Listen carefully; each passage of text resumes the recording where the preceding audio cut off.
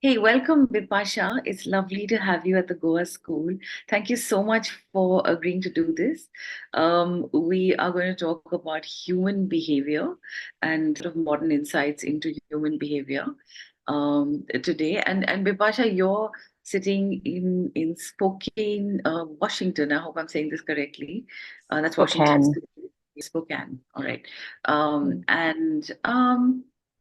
And we are here in Goa, India. So there's a bit of a time lag, but thanks to Zoom, we can do these fancy things. So listen, the idea for today is really to mine your thoughts around human behavior because you teach this at the university there. And, we at the Goa School have been wondering, human beings are like these crazy shape-shifting people, right? I mean, like we do daft things. We are full of honor and good motivation on the one hand, and then we just slack off and want to do nothing and watch television all day, and we have no motivation. Or on the other hand, we do slimy stuff. We kind of hide our intentions. So, we're on this journey of inner change and also becoming change makers. And one thing I thought we'd start with in the social context, obviously, of human behavior, is that understanding human behavior sort of like a relatively modern endeavor, or is it something that you there's always been theories about? Yeah, so before I actually delve into this, I do want to acknowledge a couple of things. One is, thank you for inviting me to this talk. The second, and I do want to draw your attention to Spokane, which is not only the name of the city, but the city comes from the Spokane tribe. So there's a little bit of acknowledgement of the indigenous history of the land where, with the settlers coming in and taking away land. And so I do want to acknowledge that I'm living on land that belonged to indigenous tribes of Spokane. And so talking about human behavior and the indigenous tribes, the linkage is to answer your question of this is not a new thing at all. We've always been wondering about human behavior irrespective of our professional identities, whether it is social work or whether it is human services professional or wherever. We do want to be curious about, well, why do people behave this way? Or what prompted something? Or how was that behavior even acceptable or not? So if you go back and connect human behavior with the social environment, it'll be much easier to conceptualize human behavior as this is something that is influencing because of generational ideas versus, oh, this is just biology. Having said that, biology certainly plays a huge role. So when you think of childhood, when you think of an infant, there are some behavior that is going to be exactly the same across any child. So a 6-month old in the United States or a 6-month old in Goa will have some similar reflex actions, the grasp reflex and the Babinski reflex and those kind of things. So that's great because we do have a biological recognition of how and why human behavior is the way it is. However, that same child, when they are, go through what commonly known as terrible twos, that social context changes. A 2-year-old in Goa who's surrounded by their family and grandparents and neighborhood kids and other uncles and aunts is going to have a very different response to the terrible twos than a child in Western Europe or even here who goes to daycare and has a very routine based, I want to do this or I don't want to do this, and can have a lot of choices or probably have too much choice depending on that social environment. It is going to play a huge role. So, by giving you this example, I want to draw our attention to the fact that for a very brief period of time, we can assess human behavior through the lens of biology. But most of the time, it isn't biology that is determining human behavior, but it is really the social environment. And some part of it, as we go deeper into recognizing why people do different things or why people behave in certain ways, um, genetics, genes has a huge part to play. So previously, when you and I went to college eons back, we would talk about human behavior from understanding it, the Freudian perspective, the psychosexual development, and the Ericksonian crisis of psychosocial development and stuff like that. Now we talk about human behavior in terms of genes to globe. It's everything is impacting human behavior, your genetic predisposition to your global connections or lack thereof is going to have an impact on that behavior. So, as we go deeper into these discussions, I'm hoping to look at where the theories that we grew up with in our professional lives, where they fit in and where they don't. And we need to give ourselves permission to look beyond the Western lens and recognize that there's life beyond Western Europe and United States or North America.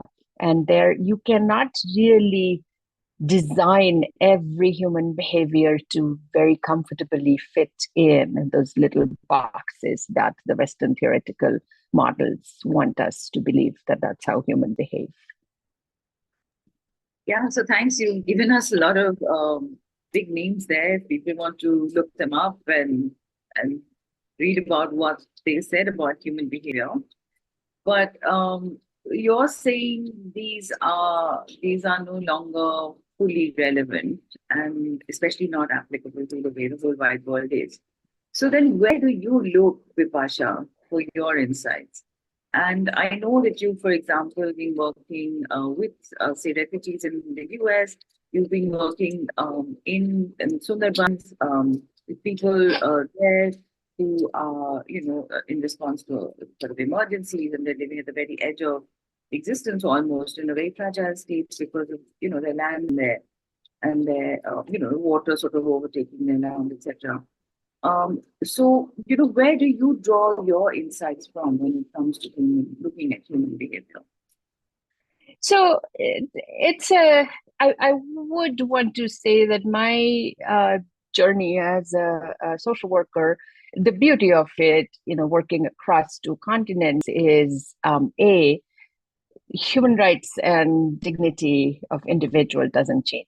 So when you think of my Ukrainian refugee, who this family that I'm working with currently in the US, their family situation at the end of the day is, do I have the ability to send my children to school where they will be accepted despite their accent, despite not fitting in with the white can population, and are they safe? Are they going to be safe in school?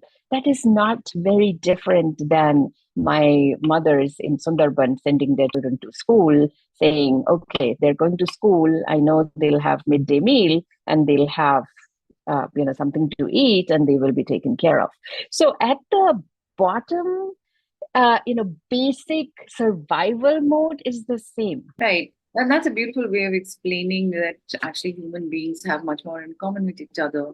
We have differences, and that is like sort of like the human rights framework or approach to looking at all humans, which is grand. And I'm thank you so much for sort of outlining that. And that's actually a message that comes through so many of our talks. So it's lovely to see. Now, but despite this, there are there are people who are slightly different from each other. Like for example, the classic thing that everyone talks about is that these kind of people are introverts or they don't speak much. And there's some kind of people who are always out there. Now, whether or not you're in a refugee camp or you're sitting in a very Mhm. privileged sort of boardroom, you will have those that speak out, that make their voices known. You will have those that don't. So that's introvert, extrovert, and then you will have some people, for example, who are just pessimists. Yeah, they cannot see what's going to come out of this, and there are people who are eternal optimists. Both can be annoying. I mean, not to, and I'm being very sort of, people are not normally at the extreme end always of either of these things. And there's another one that's a trusting. The people are very trusting. You use your heart for everything. You Mhm. believe everyone. You lose money all the time because you just don't. And then the others who are just sitting on their high horses a complete time, and they're envious of everybody, jealous, constantly calculating. So it's just human behavior is so varied, and I just wonder if these are sort of, it is also possible to sort of say these are these types of people and these are these types of people. Is it useful to typecast people like this? Is it useful to just have a generic way of understanding how humans are?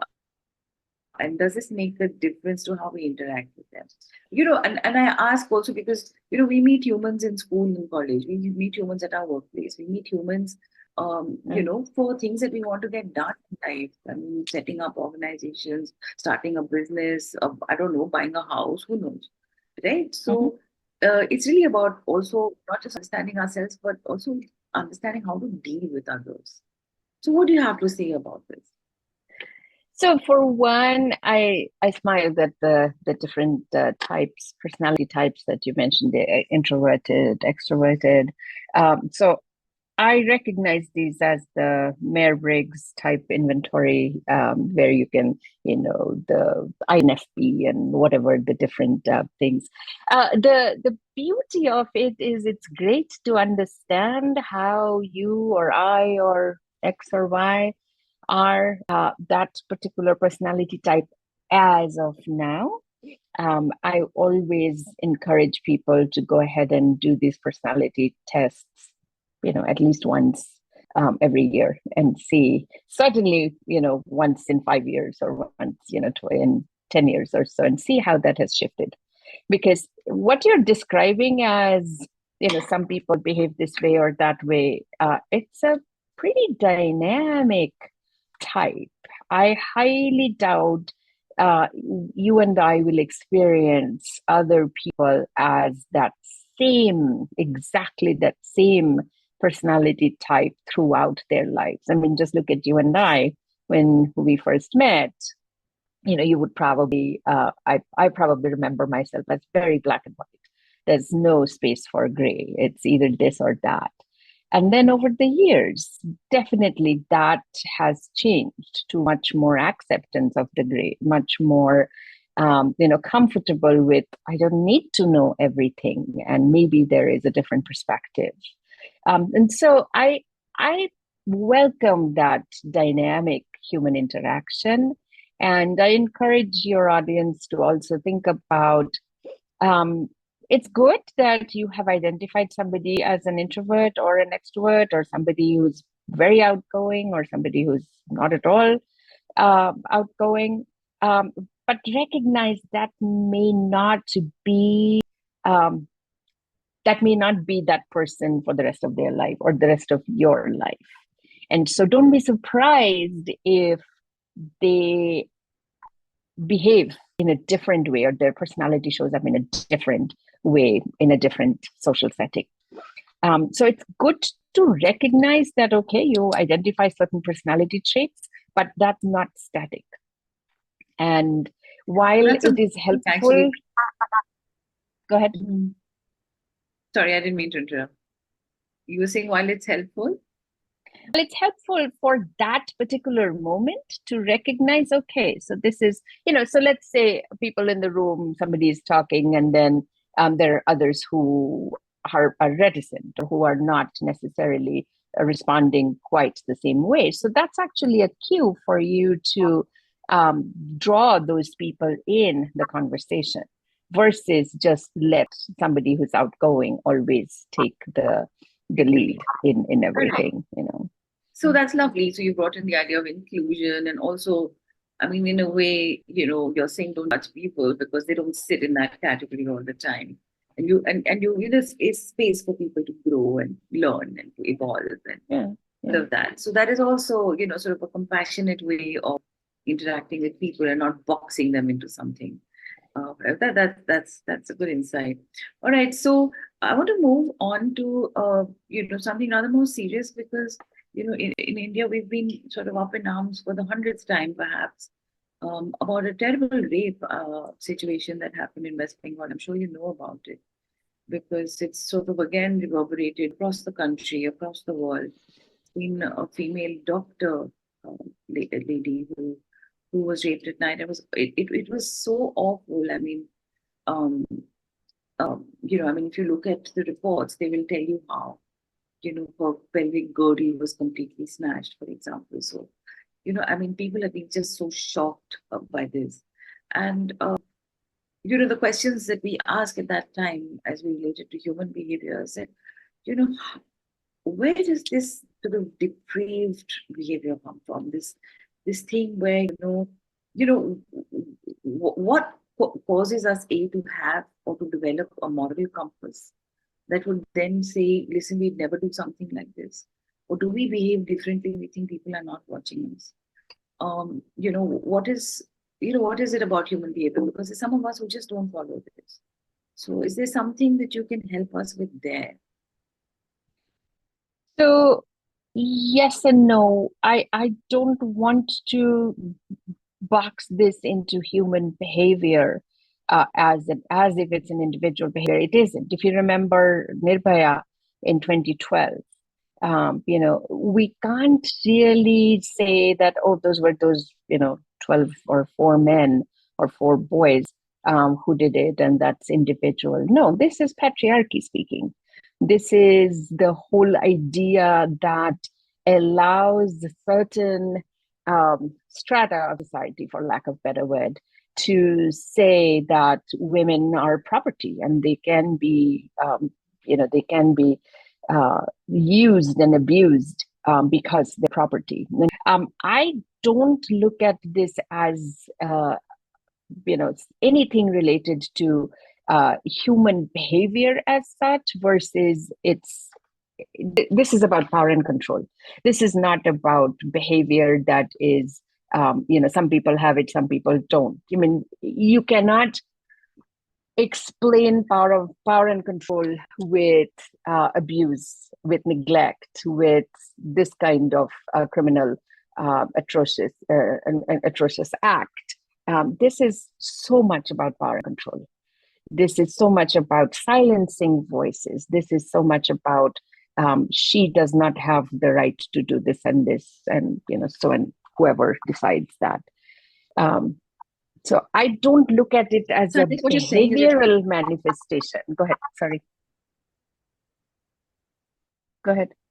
no, sorry, I didn't. I was just no, I at that point, and I'm just saying that perhaps what you're also saying but not saying is that it's about your underlying value system, right?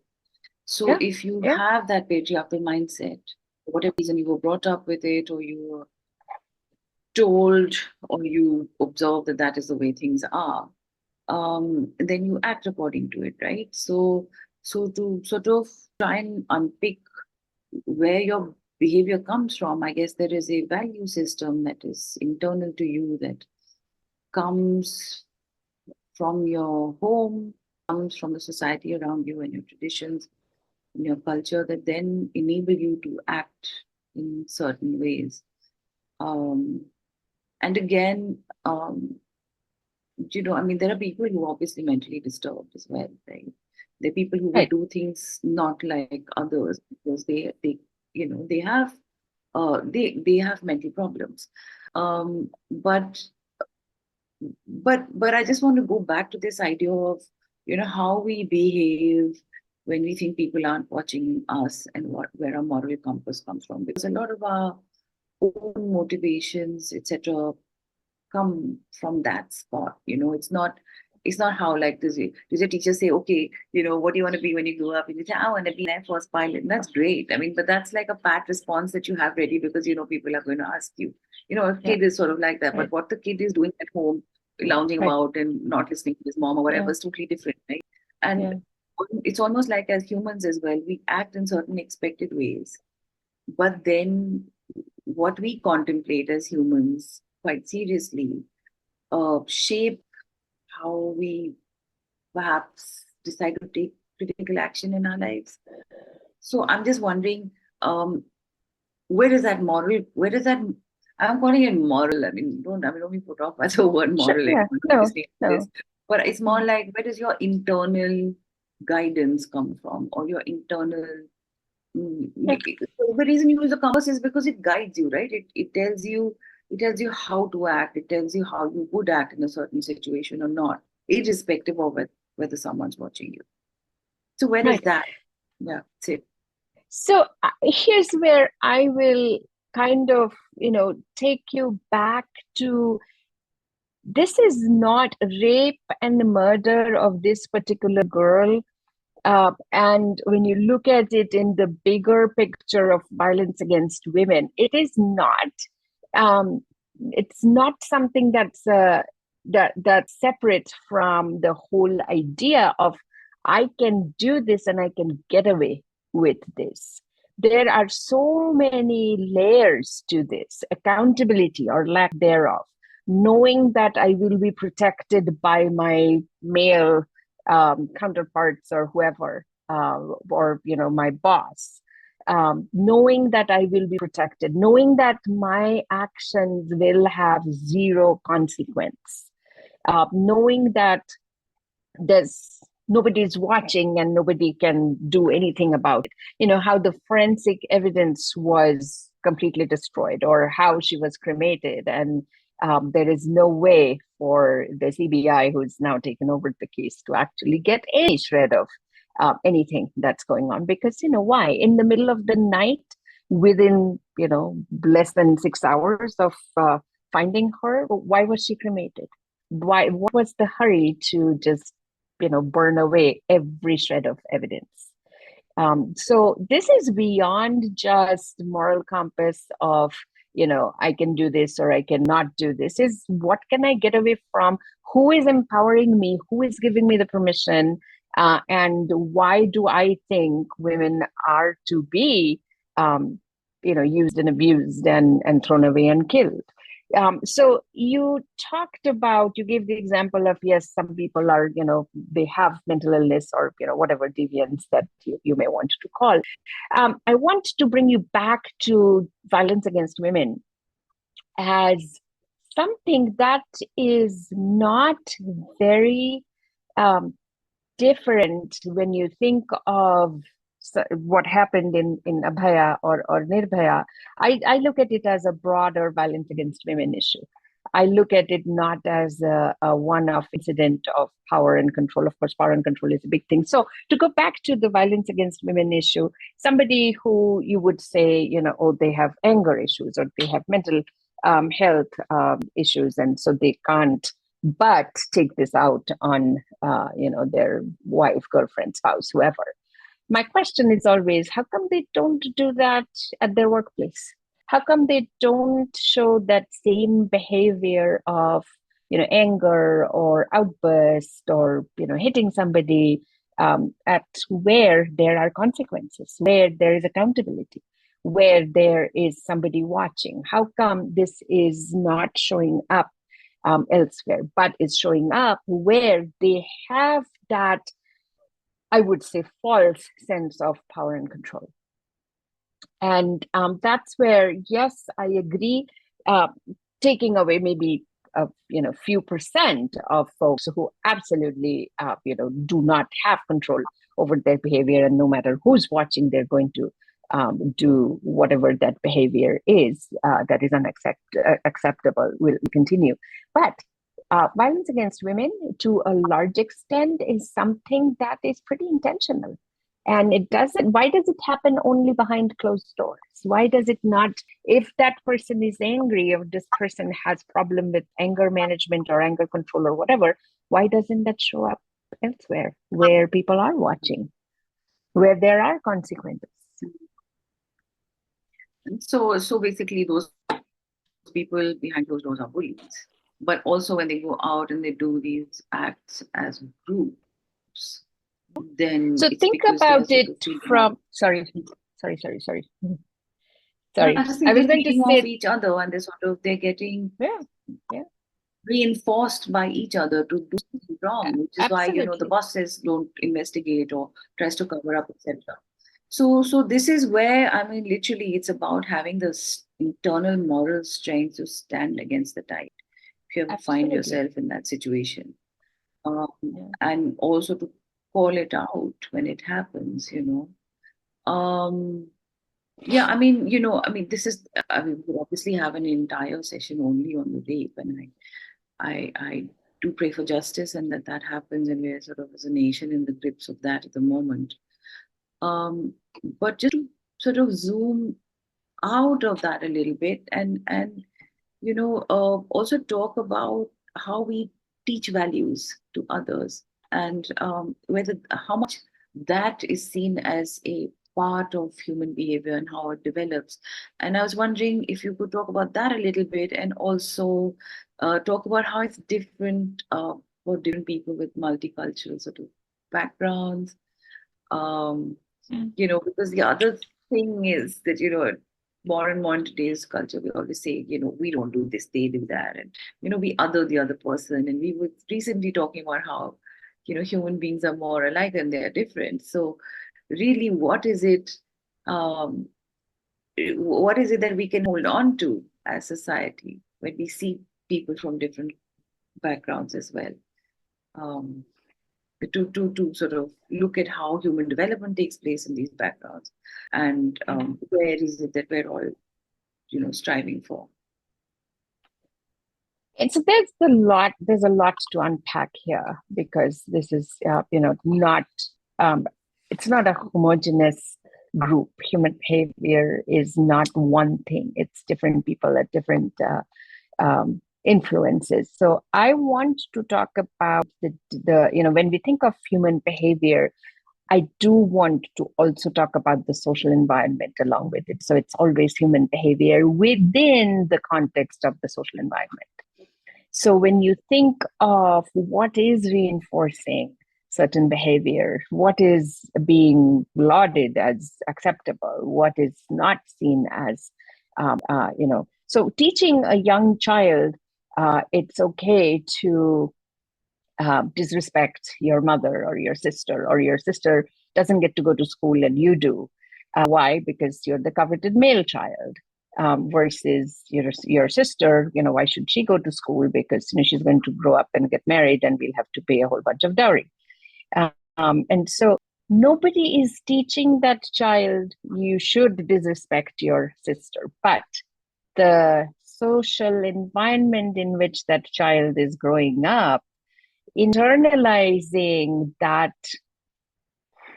message is I am better than my sister, or my situation is better than my sister's situation. Nobody's teaching them that. Nobody's telling them this is what I want you to know. But this is what the message that they are picking up, which is very sad.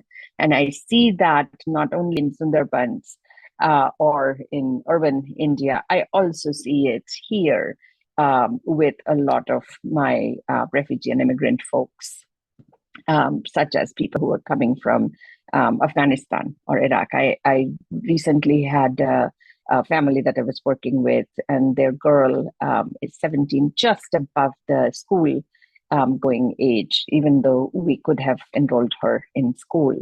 The parents or the father will not allow her to go to school without a chaperone in the school bus, and requested their 8-year-old brother should go to accompany this 17-year-old sister in the school bus, because she should not be. It's a reputation of the family that the 17-year-old girl should not travel alone in the school bus, and the school is not going to put up with that. So the 17-year-old had to let go of her education or her chance of education. And so again, what message does it say? As a 17-year-old, your 8-year-old brother is stronger and safer. You're safer with your 8-year-old brother than you are on your own. And so again, nobody is telling this 17-year-old child, I would call them a child, nobody is telling that 17-year-old that, oh, you're not good enough. But the message that she's picking up is she's not good enough. And I can't blame her for that. So, when you asked where do people get these messages, you don't have to speak that, in terms of just the word. It's identified. Those messages come from the environment. It comes from your neighbors. It comes from your school. It comes from, unknowingly from parents and relatives and friends and other folks. Yeah, but it's more than unknowingly, isn't it? So the thing then to do to go again is to be brave enough to go against the tide and to actually keep repeating that this is not so, and saying it out loud so that people have something to discuss, and then you go from there basically. Okay, so this is actually a perfect segue into this lovely thing which is how the idea of this talk came about. Actually, we were just lolling around and talking one day, and you said, "Have you ever heard of the ACEs study?" And I was like, yes. So let's unpack this because, I think it is mind blowing for a lot of people to hear this. So do tell us, what is it? ACE stands for Adverse Childhood Experiences. And so this is not new at all. We are sitting 2024 going on 25. This was actually from the 90s. So let me see, I think I have this open. So the CDC, Center for Disease Control, is a pretty big public health entity in the United States. So they're kind of like the national health, your ICMR type of equivalent in the US. And so this was done in the 90s. And interestingly, this came about in Kaiser Permanente, which is a health insurance company, for better words. It is a company. It's a profit-making company that sells health insurance. And the people who at Kaiser Permanente, they were running an obesity study. So, people who are obese, so come for a weight loss journey kind of thing. And they started asking people question of, you're like, and they used the term, I would much rather look like a refrigerator than my normal body weight. And I'm okay with it. And the people who were doing the study, they started asking why and how come you're okay with it. And found out that each of these people who were failing the obesity goals or lowering obesity, they have had adverse childhood experiences. And so how was adverse childhood experience identified? So these were ACEs, are potentially traumatic events that happened to people in their childhood, so 0 to 17 years. And some of those could be experiencing violence, abuse, neglect, violence in the home, so domestic violence, intimate partner violence. Having a family member attempt or die by suicide, so mental health, either parents. They were also growing up in household with substance use, with mental health or mental illness, parental separation, parental incarceration was a big indicator. So any of these were identified as that adverse childhood experience. And so this is, of course, not a complete list of the experiences, and there were many other traumatic experiences, but it was kind of boiled down to 10 big ACEs. So this was what they found. ACEs are common. 64% in that study had experienced at least one type of ACE before age 18. I'm going to quickly go into another slide, which identifies the relationship between ACEs, relationship between ACEs and adult health. So what's ACE got to do with it is adverse childhood experiences impact adult health outcomes.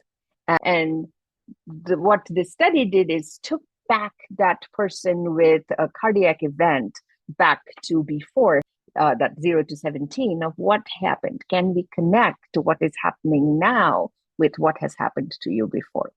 Now, so Vincent Felitti is one of the key scholars who actually did this study, along with Robert Anda at the CDC. And so this was done in San Diego, 50,000 people, but that's not what I'm showing. What I'm showing is this. In there, so they're looking at currently smoking. So this is current behavior. So people who have a higher 6 or more ACEs, so 10 is the maximum. So as you have higher ACEs, they're more likely to be smoking, which is, of course, from a lungs health, lung cancer point of view, is definitely a risk factor. So this is what they would call a dose response. So higher the number of ACEs, higher the likelihood of some kind of health behavior that is an adverse, that can create an adverse health behavior. So this was the example. So 22% were sexually abused as children. How does that affect a person later in life? So childhood sexual abuse, chronic depression, morbid obesity, diabetes, hypertension, cholesterol issues, leading to coronary artery disease, So if I may and just others. pause, Yeah. if I may just ask you to pause on that slide. I mean, the thing, if I could just look at the slide again. Sure. The thing that's mind blowing to me, and also when you're talking about this, is that some of this is like, you're drinking yourself to death, you're smoking yourself, you're sort of, you're doing these things to yourself. But so much of it is also where your body is just doing it for you, and it's sort of unconscious, right? So, like, for example, you don't, like, diabetes or hypertension or coronary artery disease, or a skin thing or whatever. All of these are things that you imagine just happen to you, and you're not doing something actively, like putting a cigarette in your mouth, and yet all of these can be put down to an adverse childhood experience. I mean, that is absolutely mind blowing. And so really,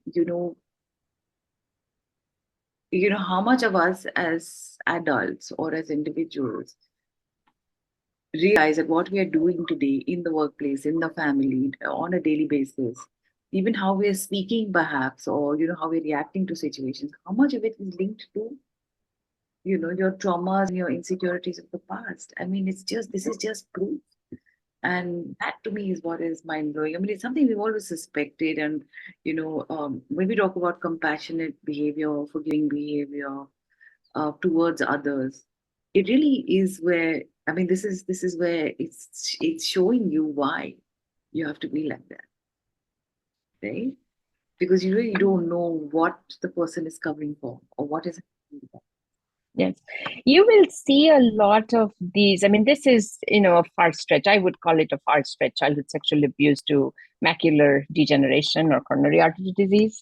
But the pathway is pretty clear. You will see a lot of a more direct understanding in adult substance use behavior. It's harder to identify, mental illness or, something like COPD, and connect back to ACEs.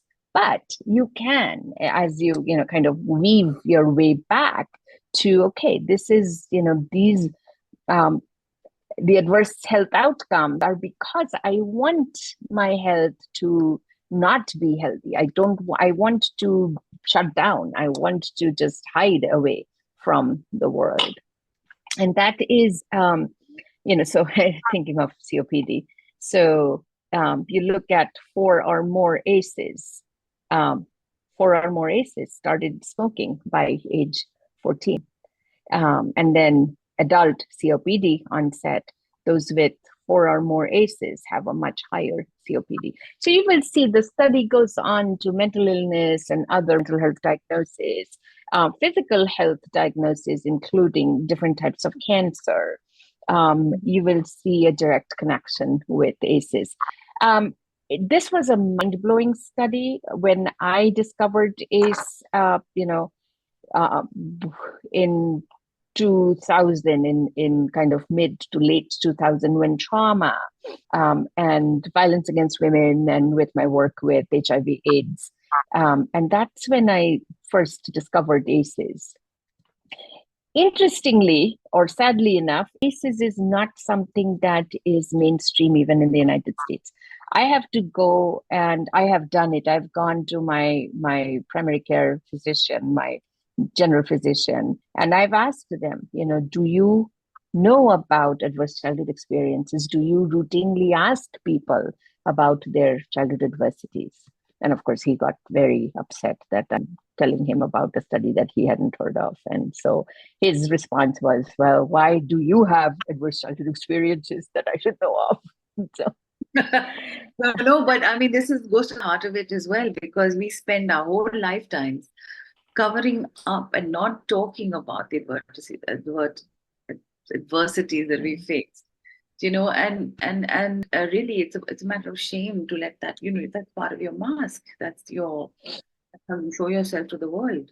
And that is part of the difference between how you stand up and say, I want to be an Air Force pilot, versus what you're doing on the sofa. Because what you're doing on the sofa perhaps is languishing over all of these things. But really, you're building up that divide between yourself. You probably sometimes you don't even know it about yourself, right? Of course, I mean, there will be people who will poke holes in the study and say, well, it's all white people, blah, blah, blah. But, the point is that it is quite seminal in the way that it has changed the way modern people think about human behavior.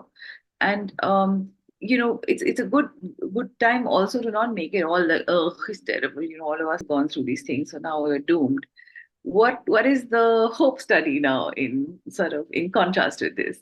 Should we Yeah, move on? that's a good way of, it's not all gloom and doom. I do want to point your attention to a couple of things.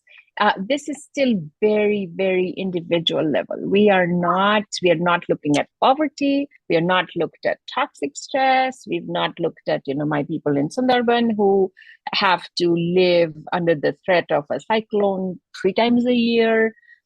Is that not trauma, is my question. Is that not adverse childhood experience? A child growing up in the Sundarban who has to live with the fact that today I have my school, tomorrow it may be underwater, or today I have, my rice field, and tomorrow it will be underwater, and I don't know where my next meal is going to come from. Is that not adverse childhood experience?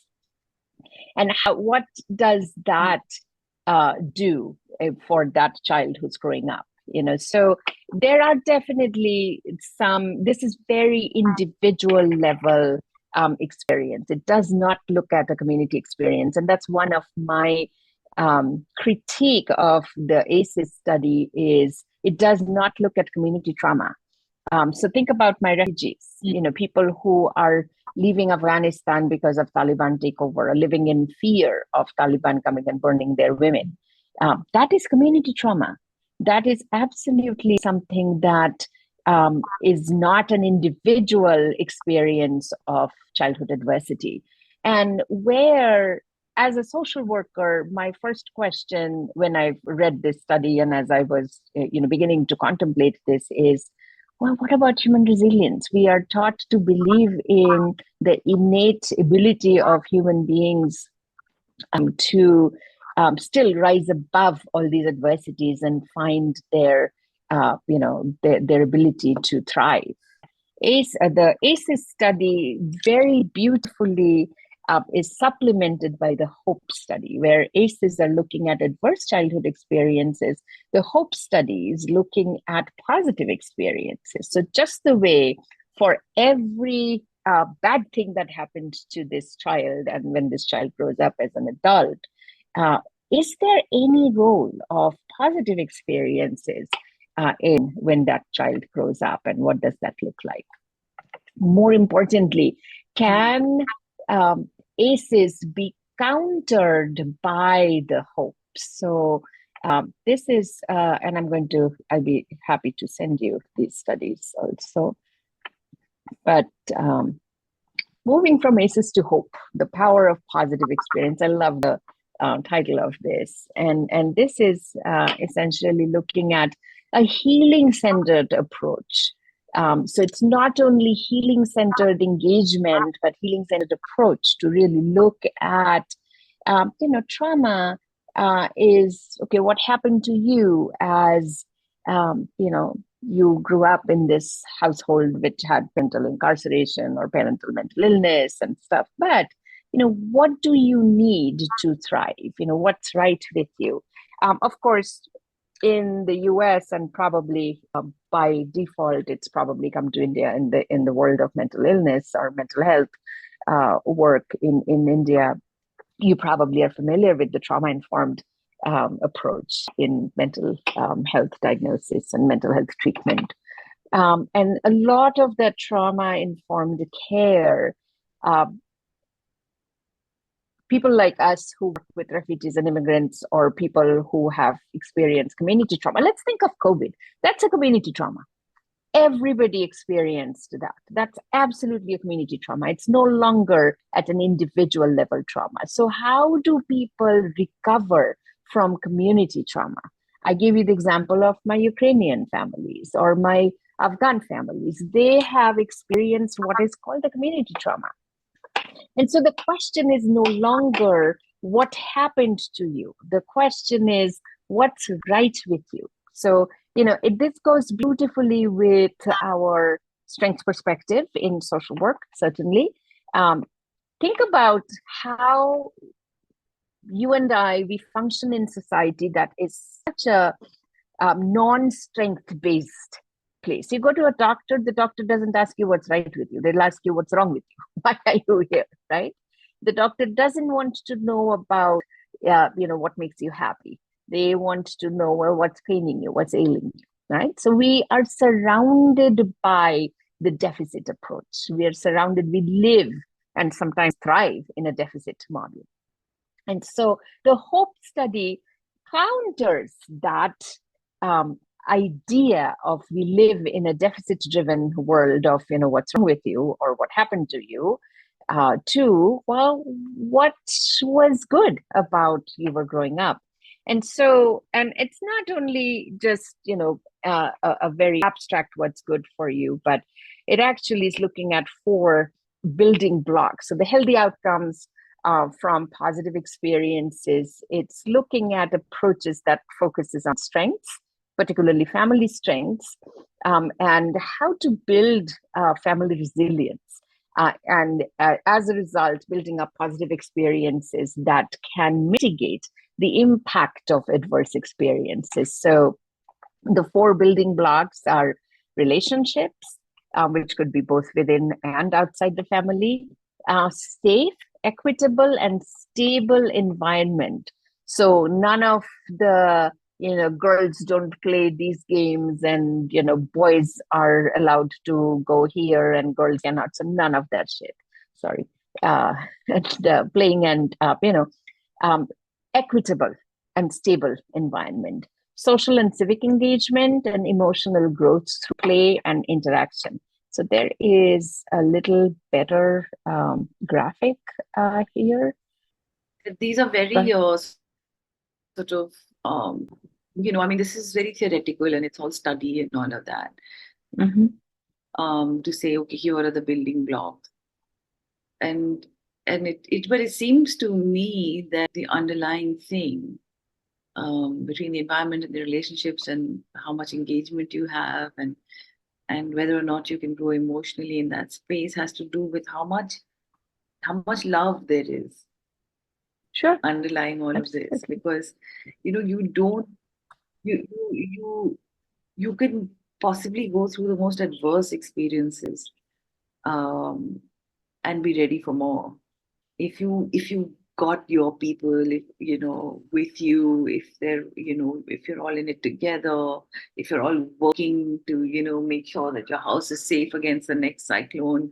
If you've got people on your side from the government, or say, so this sense of belonging and this sense of community and people, and then, within that, to even have to be able to, you might even emerge as a leader, or you might emerge as someone who people depend on for certain things, etc. So I mean, to me, that whole story of positive resilience, you know, and these building blocks, of course, or using these building blocks, is what is emerging from this hope study. Which is that you, which is that you can have all the adverse experiences you like, and of course, there will be some that are terrible, but whether or not you're broken by them completely depends on how you rally yourself, how others rally around you, and how you can use it as like a superpower to get ahead. Think about a child who was probably, experienced sexual abuse. If you have a strong relationship within the family and with your siblings and other adults, what is the possibility that that child's trauma is going to be A, remain unresolved, B, questioned as, oh, you're making this up, or even challenged as, oh, this never happened, you're imagining things, or worse, don't tell anybody. If there is a strong relationship, what is the possibility of that childhood trauma remaining a trauma versus that safe, equitable, stable environment of living, playing, learning at home and school actually coming together to support that child? What we do with my Ukrainian, Afghan, Iraqi refugees is recognizing, now this is another thing, a little off topic here. I recognize myself as an immigrant, and I recognize that from a point of privilege. I have the ability to go back home whenever I want to. My refugee folks don't. They cannot go back to where they came from because they've had to give up their country of origin, their country of residence, because of persecution. They're going to get killed. And so my work here with my refugee folks is to develop this sense of belonging and connectedness to the land that is here now, connectedness to each other in the community, connectedness to us in Spokane, people who are there to help and support in their journey. I was just saying that in a very layperson's language. I mean, it's really about, how you don't have to sit with everything negative that happened, and you can reframe Right. that, and you can, emphasize your strengths and find your homies, as it were, people who support you, and you can sort of go through that. And that is really, really, I mean, it's really marvelous, really, to to sort of have both those studies in contrast with each other, and to see that it's not only that you're being shaped by adverse childhood experiences, but also that you can take those in hand and push forward. Now, some people might say that, oh, look, these people have zero aces and they're still smoking. So we're not saying we're not saying that all people who smoke have had aces, but we're just saying that sometimes a large number of people who who are indulging in either self-destructive behavior, either known or unknown to them, they might be having these things behind as reasons. So yeah, it's not all or nothing. It's just a large it could be a large reason. Now I'm going to jump, if you don't mind, Bipasha, into something a little more fun, which is the dating scene, or say family life once you're married, or trying to make a go of it with somebody. Now, emotions and personalities and all of this get in the way of forming healthy relationships. Yeah, it can also happen with your boss. It can happen with, your best friend. You have a bromance with somebody and suddenly that goes sour, right? So, I'm just curious, um, you know, how do we, how do we try and I mean, how do we try and respect each other as to where we're coming from, and then try and build a relationship that's useful, that's lasting, etc. How do we do that? Because a lot of people will swoop into your life, tell you what they need, take it, and rush off, and then you never see or hear from them again. And that's like one end of the spectrum. And then you have others who just won't leave you. You want them to, right? They just take. So you're just like, okay, how do I extricate myself from this situation? But what is the healthy balance, and how do you nurture and keep healthy relationships? And how do we learn to do this as we grow into adulthood? Are there any human behavior tips there? I, I think a lot of it is, fostering that human growth and connection. And we tend to, as human beings, tend to surround ourselves with places and situations and people that feel good to us, sometimes to our detriment. I will definitely say that. But to a large extent, we do have a self-preservation needle within each one of us. So we kind of know what is good for us. There's hardly anybody who will not know this is good for me, or this feels good, or this is good for me in the long run. And so some of that internal sense of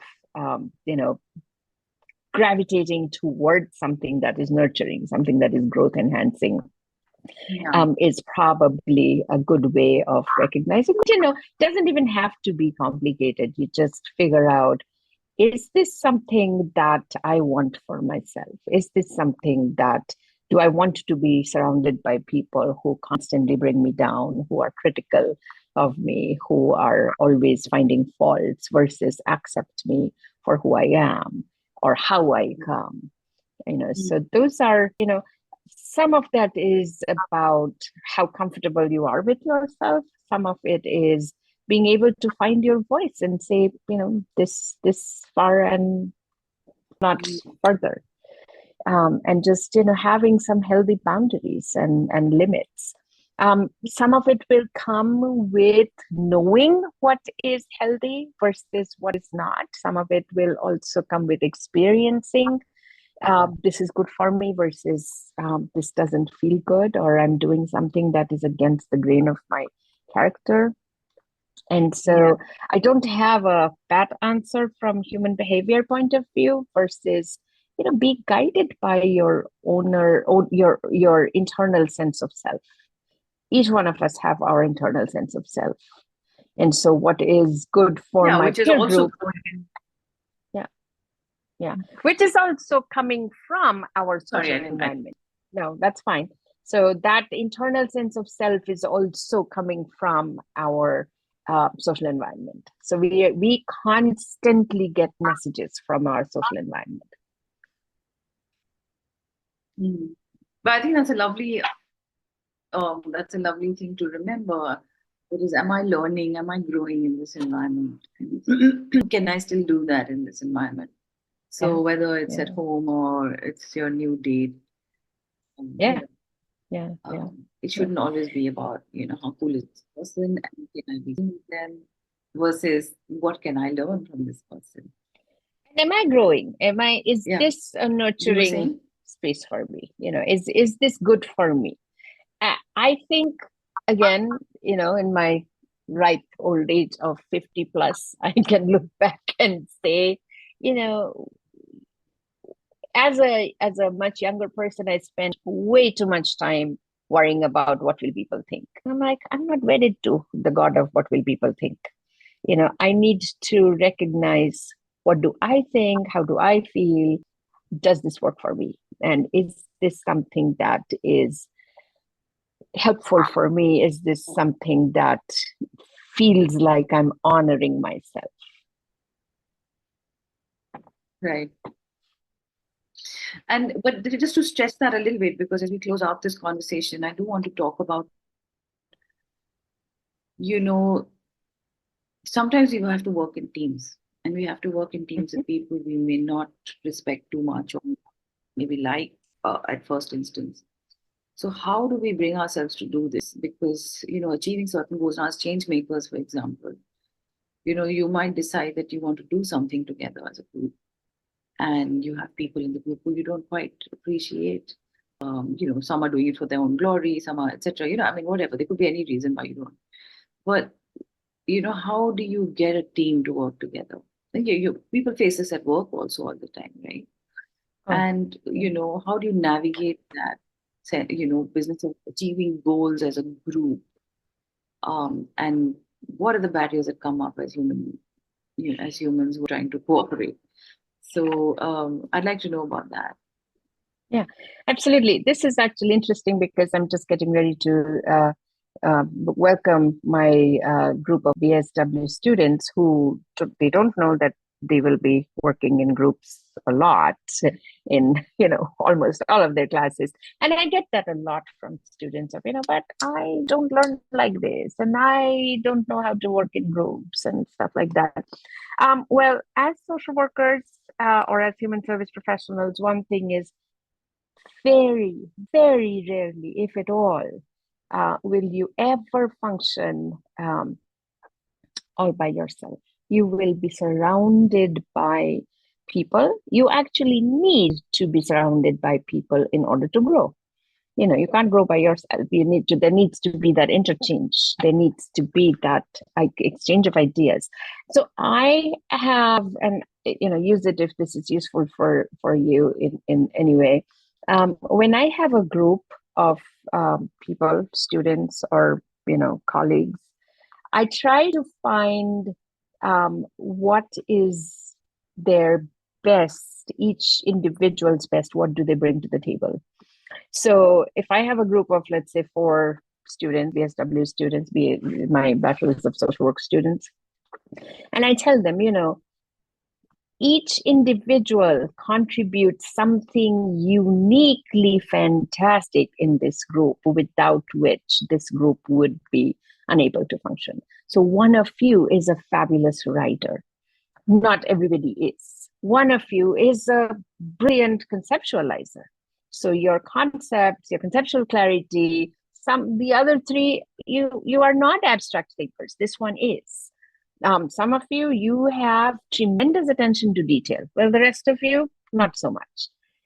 The other one has wonderful organizational skills. You can keep people in time, and you can, figure out who's doing what, and just you take a lead on figuring out, when things will done and when things will be done and how. So look at it as, each one of us bring our unique strengths, without which this whatever our culminating project or our collective outcome is not going to be the same.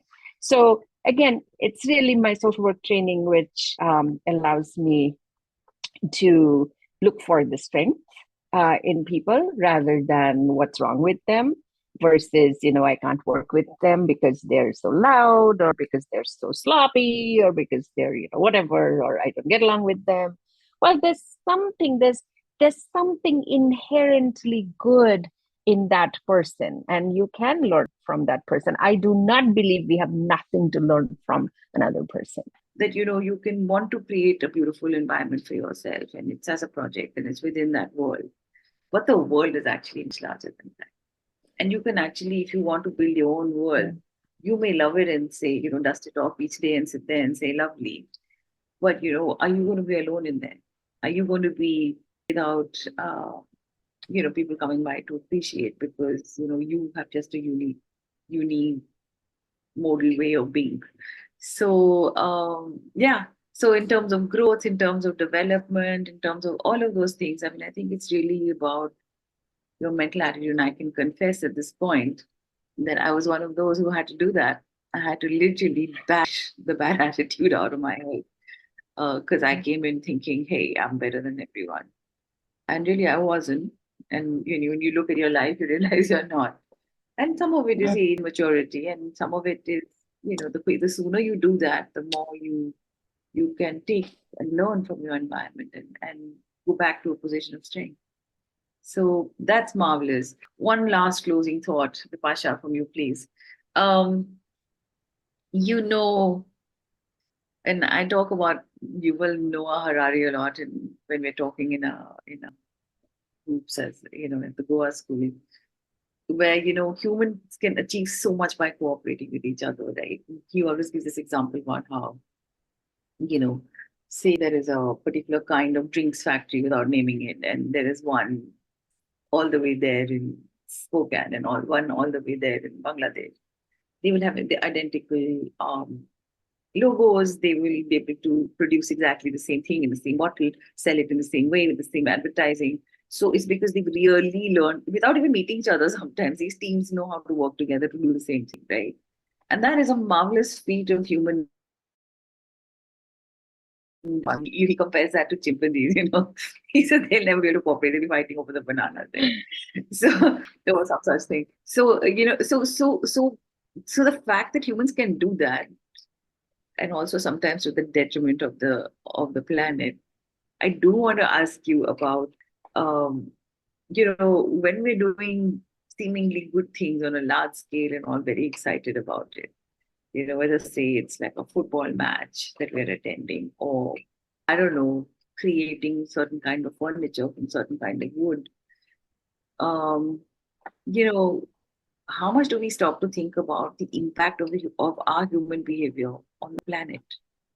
Because now you have a planet that's really heaving under the way humans behave. Uh, you know, the other day someone shared a story on Hive about how somebody was rich or cool enough to fly into work every day, thousands of miles on a jet. Uh, and how much are we harming the planet, and that whole value system that we were talking about, it comes from our families and then our environment and then our own attitude and how we want to. But how much of it is really something that we need to think about, just the larger good? Absolutely. And, it's interesting that you ask this question.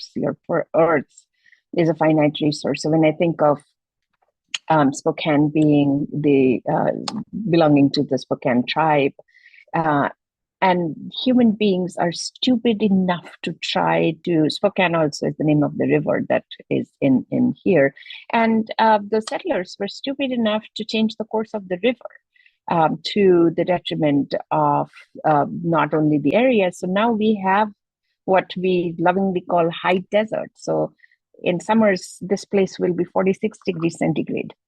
And in winters, it will be minus 22 degrees centigrade.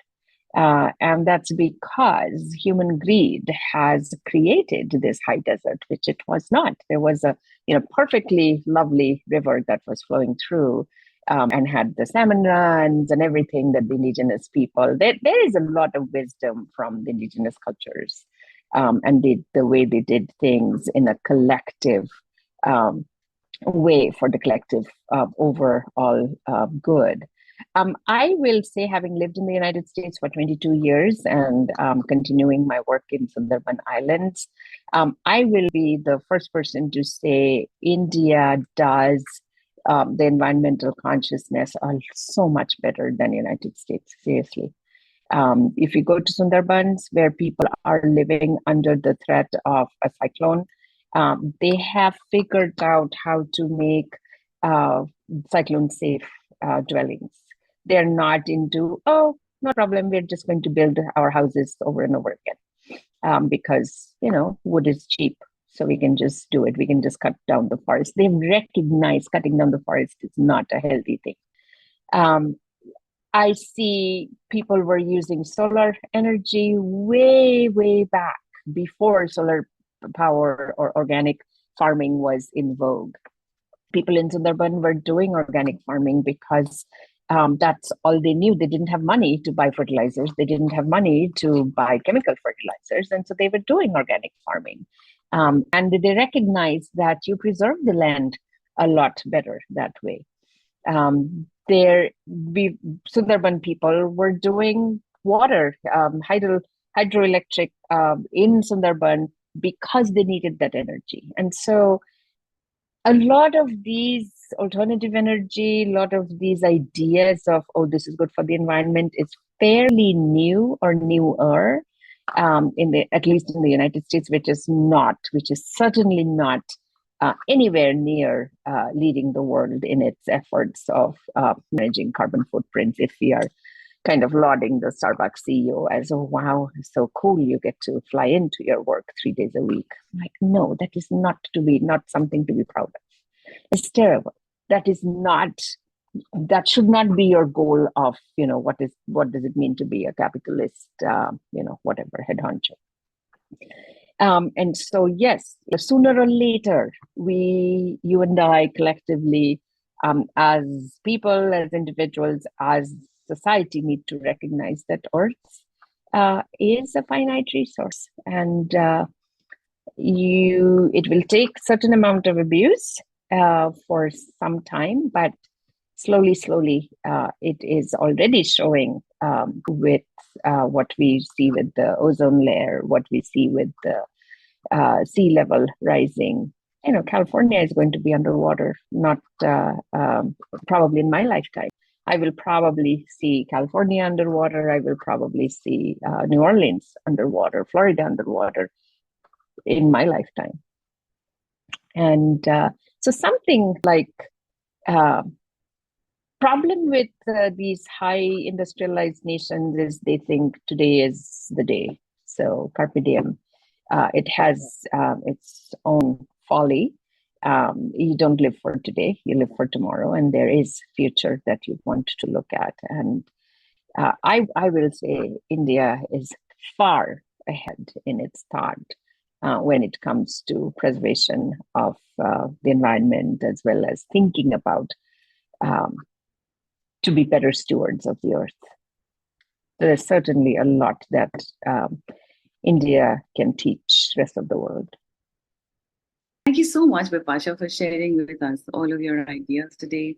They've been extremely insightful, and you've taken us through a long and interesting journey, about how to approach human behavior, whether it's our own or other people that we are with. This is, it's probably just the tip of the iceberg. There's so much to learn about it, and I hope that what this talk is going to do is get people interested in the topic and to try and research more. And I'm sure if you're ever in Goa next and we're having a class, it will be wonderful to have you in and get people to ask you things, and you can tell them about your very interesting and varied and diverse experiences across two continents. So, thank yeah, you. thanks again. It's been wonderful. All the best. Thank you. Feel free to share my email and my contact information if there are any questions. I'll be happy to answer and just connect back with you. And thank you, Paloma, for so efficiently recording all this and